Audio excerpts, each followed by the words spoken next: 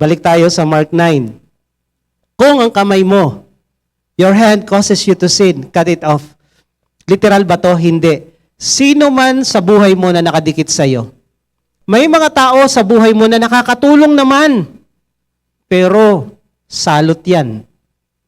Nakakatulong konti. Mabait naman konti. Pero demonyo yan eh. Ang sabi dito, kung yang kanang kamay mo, mata mo, paa mo, ang magiging dahilan mapunta ka sa impyerno na kung saan yung mga uod hindi namamatay, putulin mo. Tanggalin mo. Ihiwalay mo sa buhay mo. Sabi dito, yung kamay na yan, putulin mo. Hindi baling isa lang kamay mo, pasok ka naman sa langit kaysa dalawa kamay mo, sa impyerno ka napunta. Dalawa mata mo, sa impyerno ka napunta. Dalawa paa mo, sa impyerno ka napunta. Hindi baling isa na lang. Hindi baling mawalan ka ng kaibigan. Hindi baling mawalan ka ng jowa kasi dadalhin ka niya sa impyerno. Jowa mo, unbeliever. Saan ka dadalhin? Langit? Impyerno ka dadalhin yan. Pag di mo yan nadala sa Diyos, ikaw dadalhin kay Satanas niyan. Yung tropa mo, barkada mo, katrabaho mo, yung lagi mong kasama, saan ka dinadala? Palapit sa Diyos o palapit sa demonyo?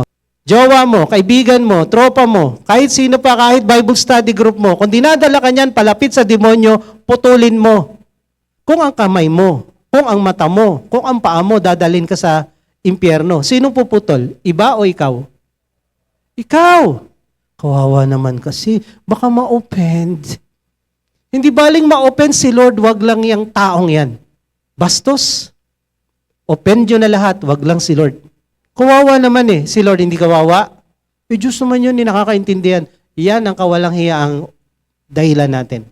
Di baling masaktan ng Diyos, wag lang tayo makasakit ng kapwa. Kaya sabi mo sa katabi mo, sinong tatanggal dyan sa taong yan? Sa bisyong yan? Sa ginagawa mong yan mali? Sinong tatanggal? Ikaw. Dahil pag si Lord ang tumanggal niyan, hindi mo makakalimutan. Magmamarka sa kokote mo. Magmamarka sa alaala mo, sa katawan mo, kung ano yung hirap nung nangyari nung tinanggal ni Lord sa iyo yan. Dahil hindi ka nagkukusa, matigas ang ulo mo, sinabihan ka na, ayaw mo pa, nakailang sabi na, ngayon, magmamarka sa iyo, tatanggalin ni Lord yan.